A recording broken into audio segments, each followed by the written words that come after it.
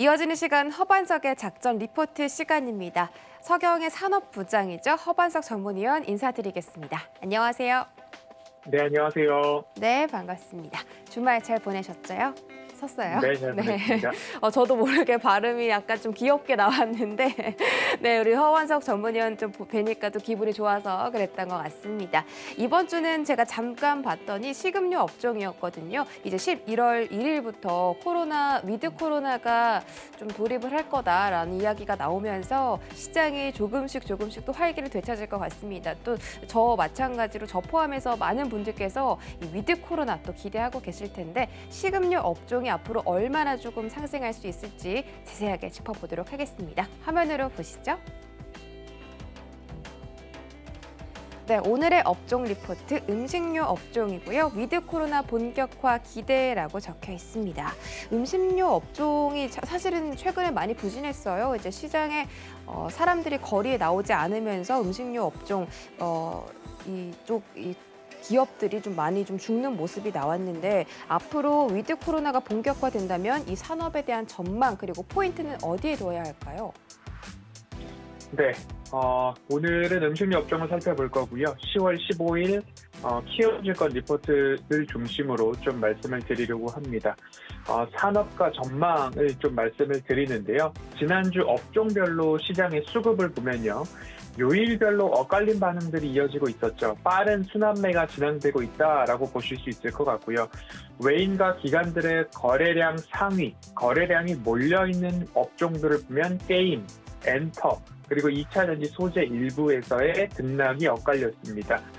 개인과 기관은 많이 오른 종목에서 차익 매물을 좀 내놓고 있는 상황이고요.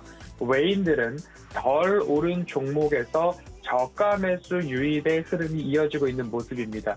그러면 시장을 조금 더 구체적으로 뜯어보면 실적 시즌에 돌입을 하면서 이익 전망치는 늘어나고 있고 그에 따라서 시총도 올라가고 있다라고 하면 이익이 좋아지고 있기 때문에 주가가 이미 선반영되고 있는 섹터들을 보면 화장품, 미디어 컨텐츠, 유통, 은행, 보험, 통신업종들이 좀 나오고 있습니다. 이익 전망치는 좋아지고 있는데 시총은 줄어들고 있는 주가가 이미 피크를 도래했나라고 고민이 되게 되는 업종들을 보면 에너지, 철강, 상사, 운송 업종들이 좀 있습니다. 반등이 나올지 지켜보아야 될 것 같고요. 이익 전망치가 줄어들고 있으나 시총은 늘어나고 있는 주가는 역행하고 있는 부분들을 보면 증권, 소프트웨어, 반도체 등이 있는데요. 바닥을 잘 다졌는가를 체크해 보아야 할 업종이 될 것 같습니다. 음식료 업종을 말씀을 드릴 때 포인트라고 말씀을 드리면요. 3분기는 조금 부진할 수 있겠다라는 생각이 듭니다. 그러나 4분기에 대한 기대감으로 주가가 바닥을 다져가고 있는가를 테스트해 볼 만한 그러한 3분기가 되지 않을까라는 말씀을 드리고 싶고요. 위드 코로나 단계적 일상 회복에 따른 업황 개선의 기대감으로 이 섹터는 보셔야 된다라고 말씀을 드리고 싶고요. 또 한 가지는 한류 열풍이죠. OTT, K 콘텐츠, 여러 가지 음악이나 영화, 드라마들이 있죠. 그러면 이런 얘기가 있죠. 앞서서도 놀자주 아니고 이제 먹자주라고 소개를 해주셨는데요. 보고 먹고 즐기고라는 이야기가 있듯이 K-푸드, 음식료에 대한 이야기를 빼놓을 수는 없을 것 같습니다. 그래서 음식료 업종은 수급적으로 뚜렷한 반응은 아직까지는 없지만 이익 전망치는 밝을 업종입니다. 그렇기 때문에 보고 먹고 즐기고 이 부분에도 포인트를 맞춰보아야 된다라고 말씀드릴 수 있을 것 같습니다. 네, 식음료 업종에 대한 전망을 짚어드렸고요. 그렇다면 매출과 영업이익까지 확보가 되어 있는 섹터냐를 짚어봐야겠죠. 음식료 업종의 향후 실적 전망에 대해서도 짚어주시죠. 네. 음식료 업종은 앞서서도 3분기는 다소 부진할 수도 있겠다라는 말씀을 드렸습니다. 그런데 포인트는 4분기 그 이후를 보시자라고 말씀을 좀 드리고 있는데요. 코로나19 영향으로 인해서 내식 수요 엽기적 영향이 있을 수 있고요. 원재료 투입 단가 상승에 대한 부담이 3분기로 마무리되지 않을까 싶습니다. 원재료 원자재 가격 상승에 대해서 업체들도 판매 가격 상승을 가지고 왔지만 그에 대한 영향이 3분기에는 원재료 상승에 대한 영향이 있고 4분기부터는 판가 상승에 대한 판매 단가 상승에 대한 효과가 4분기부터 반영이 될 수 있기 때문에 이 시점 차이에 대한 부분들이 있을 수 있습니다.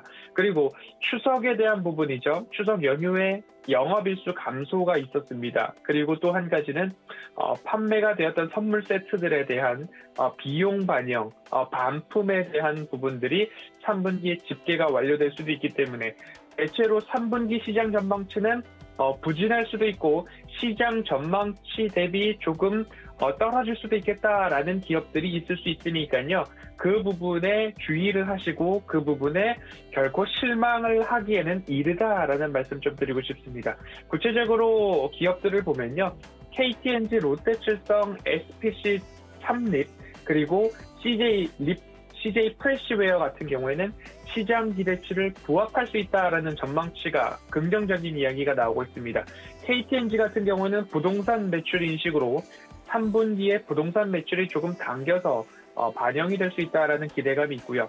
롯데칠성이나 SPC 삼립 그리고 CJ 프레시웨어 같은 경우에는 외식 수요 회복과 판가 인상 효과가 3분기부터도 반영될 수 있다라는 기대감들이 좀 나오고 있습니다.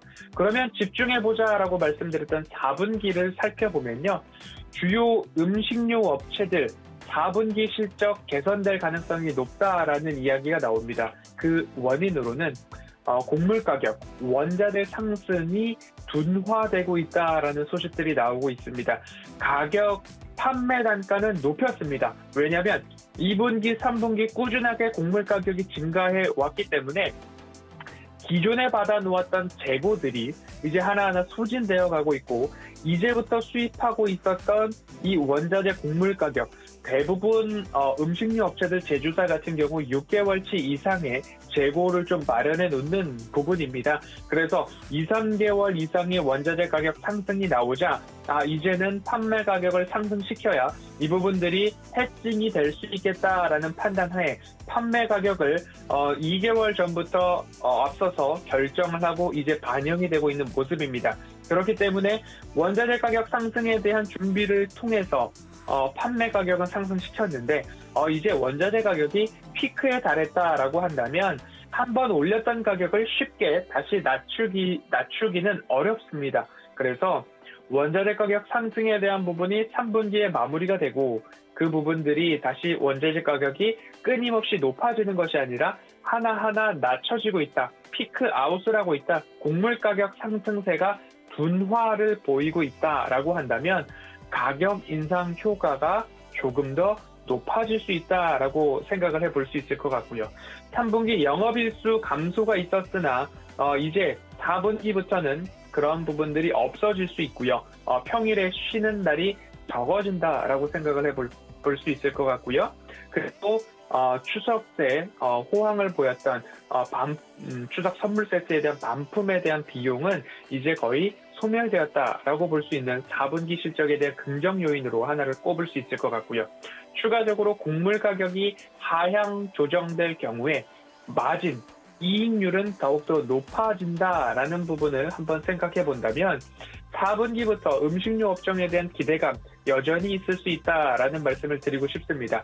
한번 오른 판매 가격은 쉽게 낮아지지 않고 곡물 가격은 상승세를 이제 피크를 찍고 둔화되고 있다. 그렇게 된다면 음식료 업종의 실적 전망치는 조금 더 긍정적인 모습으로 변화할 수 있다. 마진율이 지속적으로 좋아진다라고 생각을 해보았을 때에는 음식료 업종 향후 실적에 대해서는 3분기에 고비만 지나면 4분기 그 이후는 전망이 굉장히 긍정적으로 보아야 되겠다라는 말씀 드리겠습니다. 네, 식음료 업종에 대해서 또 세워드렸습니다. 실적 전망 짚어드렸고요. 왜 이 시기에 또 식음료 업종을 짚어드렸는지 다시 한번 좀 체크해 주시죠. 네, 지금 시기에 음식료 업종을 가지고 왔다라는 그런 이유는요. 결국엔 주식 투자라는 것은 매수 타이밍, 그리고 내가 진입을 하는 시점이 굉장히 중요하다라는 말씀을 드려야 될 텐데요. 그간의 허반석의 작전 리포트 시간을 통해서 말씀을 드렸던 업종들을 보면요. 제약바이오를 8월 달에 말씀을 드렸죠.